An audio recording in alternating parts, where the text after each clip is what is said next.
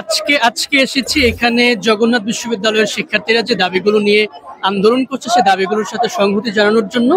আমি একদিকে যেমন জগন্নাথ বিশ্ববিদ্যালয়ের সাবেক শিক্ষার্থী, অপরদিকে হচ্ছে আসলে বিবেকের তাড়না।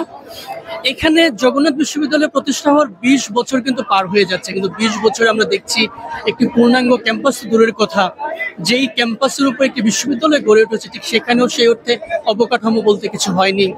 এত বছর চলে গেছে, ছেলেদের কোনো হল নেই, ছেলেদের জন্য কোনো ভাতার ব্যবস্থা নেই, একটি মেডিকেল ক্যাম্প নেই, একটি ক্যান্টিন নেই, মানে এক ধরনের মানবতর বা অবহেলিত একটা জীবন তারা রাজধানীর মধ্যে থেকে, রাজধানীর বা বাংলাদেশের অন্যান্য বিশ্ববিদ্যালয়ের তুলনায় কিন্তু কাটাচ্ছে। এই দাবি দেওয়াগুলো নিয়ে শুধু আজকে না, লম্বা সময় ধরে জগন্নাথ বিশ্ববিদ্যালয়ের শিক্ষার্থীরা আন্দোলন করছে। আমি দেখেছি 2009, 10, 11, 12 সেশন থেকে শুরু করে এখন পর্যন্ত তারা রাস্তায় নেমে আসছে। কর্তৃপক্ষ আসলে আশ্বাস দিচ্ছে, আশ্বাস দেওয়ার পরে কোনো দাবি বাস্তবায়ন করছে না।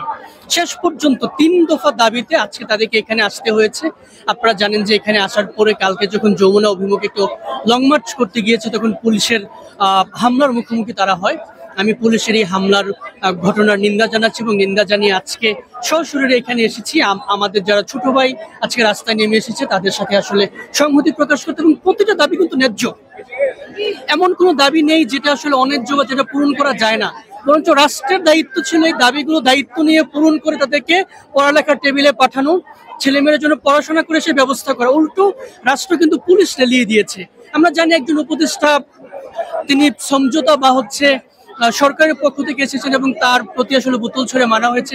এই ঘটনাও আমরা পছন্দ করি না। আমরা আসলে সংঘাত চাই না, আমরা চাই সমঝোতা, আমরা চাই আলোচনার মধ্য দিয়ে সুন্দরভাবে এই জিনিসটা সমাধান হোক। এবং সরকারকে বলবো ঠিক পুলিশ পাঠিয়ে পথরোধ করে বা হচ্ছে কণ্ঠ রোধ করার চেষ্টা না, যে চেষ্টা করতে গিয়ে 16 বছরের স্বৈরশাসক পালিয়ে গেছে। আমরা চাই না আপনাদের একই পরিণতি হোক।